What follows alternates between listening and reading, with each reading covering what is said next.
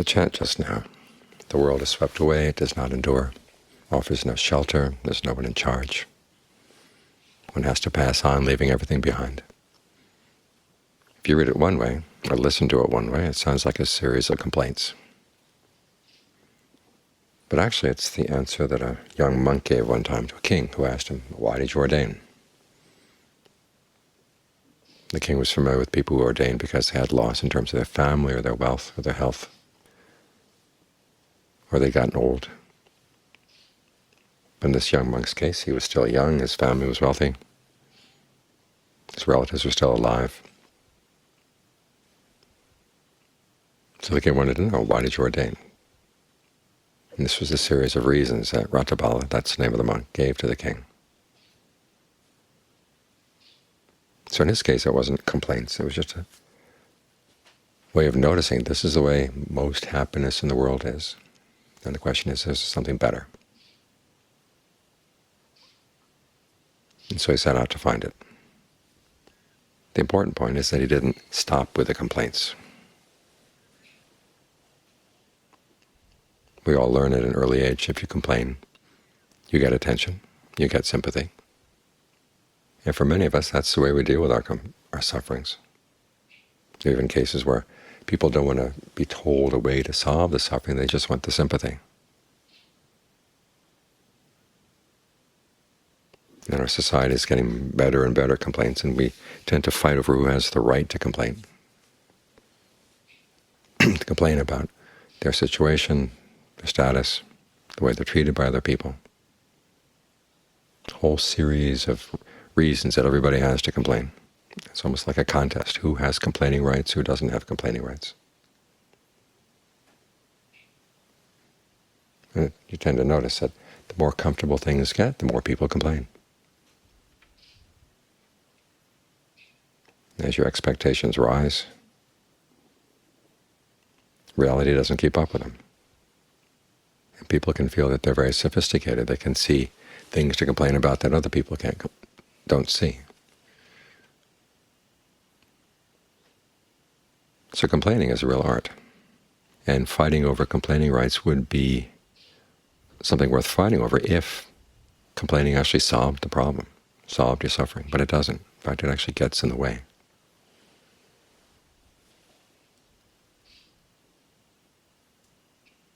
This is not that we shouldn't notice the suffering. We should. In fact, as the Buddha said, that's one of the first things you want to learn, is to notice where genuine suffering, where genuine stress is. But you want to see the cause. And the word for cause, or origination there, samudaya, means something that arises together with the stress. And if you spend your time complaining, you don't see what's arising together with the stress. The complaint has gotten in the way. So it's actually an obstacle on the path.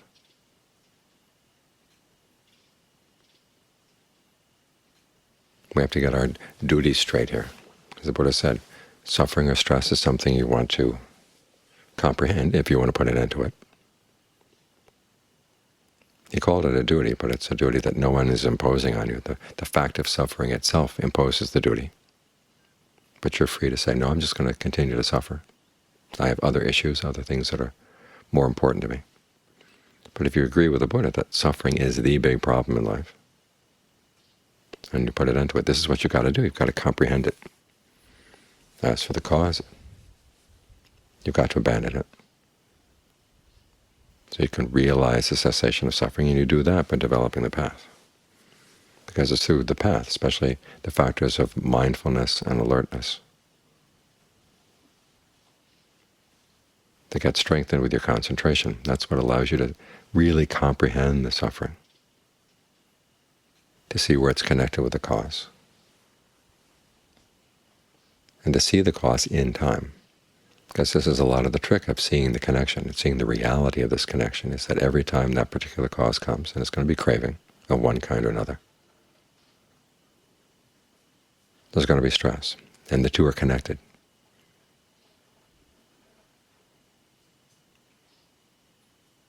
It's just that it's difficult to comprehend suffering because we want to get rid of it.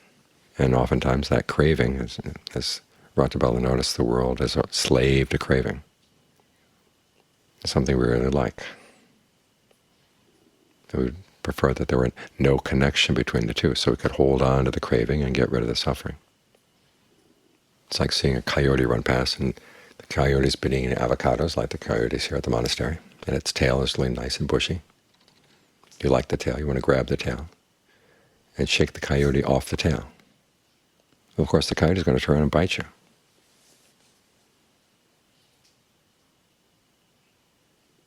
You have to figure out the more you shake it, the more the coyote should be shaken loose from the tail, and it's not. It's not going to happen. You have to see that if you grab the tail, you're going to get bitten by the coyote. And if you look carefully at the tail, you're going to see it's really not worth all that much. It was just a flash that looked interesting, but when you actually have a coyote tail, it's nothing you can do much with. You've got to see that these things are connected. You grab the tail, there's going to be trouble. And there's nothing much to show for the trouble.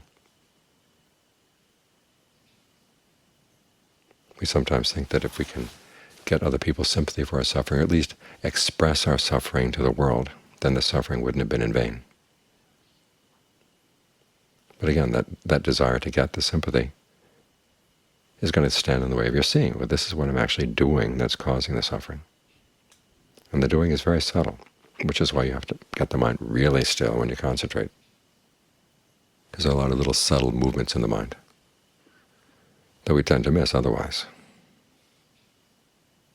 It's if we're running around singing a song to ourselves and at the same time trying to listen to the sound maybe of, say, mice in the wall or something.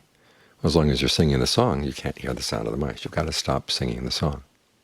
You've got to get very quiet. So we focus on the breath, try to make the breath as smooth as silk. So it feels good coming in, feels good going out, and there are not a lot of bumps or a lot of distractions. So the mind can get used to being with something smooth and continuous.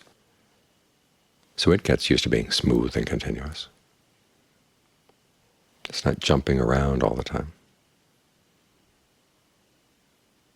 Then when the mind is still, then you can start seeing things more clearly. And particularly you want to look for where there is a rise and fall in the level of stress, even in that concentration. And also see, what did I just do at the same time that that stress rose? What did I stop doing when it fell? You look for that again and again and again, because it's going to take a while to see it. One of the reasons we not only get the mind still, but all around, is because sometimes the connection is not immediately obvious, or it's not right in the place where we thought we should look. But if you get an all-around awareness, you begin to see, okay, this little movement of the mind, which registered as also a little movement in the body someplace, may not be directly in the same spot as the stress, but it arises at the same time and it passes away at the same time. And particularly want to look for perceptions, little messages that the mind sends to itself.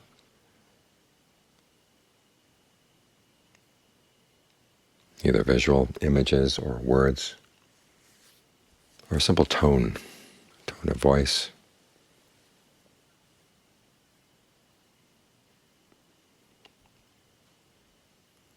These are often the things that cause the stress, because you cling to a particular type of perception. And the perception comes up, you grab hold of it, there is the stress. You let go of it, it goes, the stress is gone. You want to see that connection, because that's the only way that you're going to be able to abandon the cause. Because as long as you don't see these things clearly, you don't know what to abandon. As I said, we're trying to abandon stress all the time. Well, it's like trying to abandon the coyote by shaking its tail and hoping that the coyote gets detached from the tail.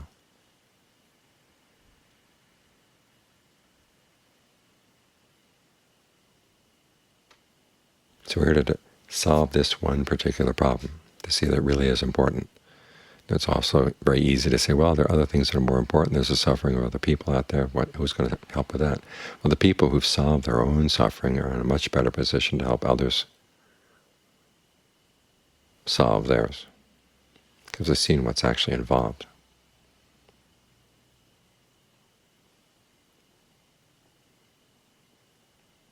And at that point, you've learned not to be the sort of person who complains in order to get other people's sympathy. So when you're helping them, you're not helping them for the sake of their sympathy either. You're helping them because you see this is what needs to be done. If they're receptive, you're happy to do it. If they're not receptive, you've got to develop some equanimity. But you're operating from knowledge rather than a quid pro quo. Think, I sympathize with you, you'll sympathize with me. Sympathy is not a bad thing, but our desire for it, our demand for it, can often get in the way of solving the problem of our suffering. So when that complaining voice comes up in the mind, that's one of the things you got to drop.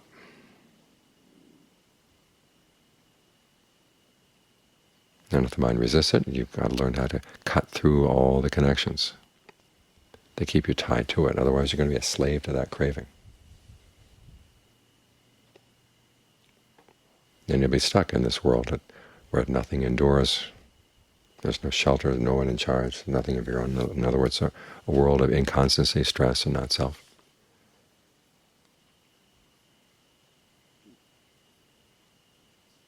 The question sometimes arises, what's the connection between the Four Noble Truths and the three characteristics, as they're often called? Well, they're actually tools for performing the duties of the Four Noble Truths. They don't come under any one particular truth.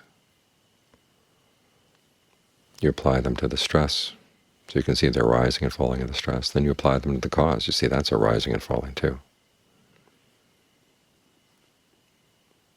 Eventually, when the path has done its work, you use those perceptions on the one hand to keep you on the path. You apply those perceptions to everything else but the path. And then when the path has done its work, you apply those perceptions to the path as well. And that's when you've got the full realization of the cessation of suffering. That's when you put everything aside, including those perceptions.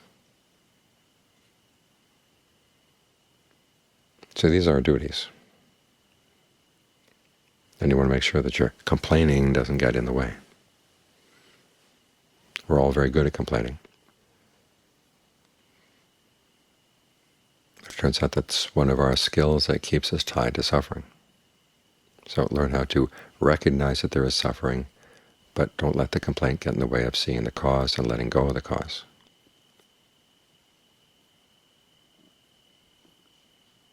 These things happen very quickly, so the less baggage you carry around, the better it's going to be.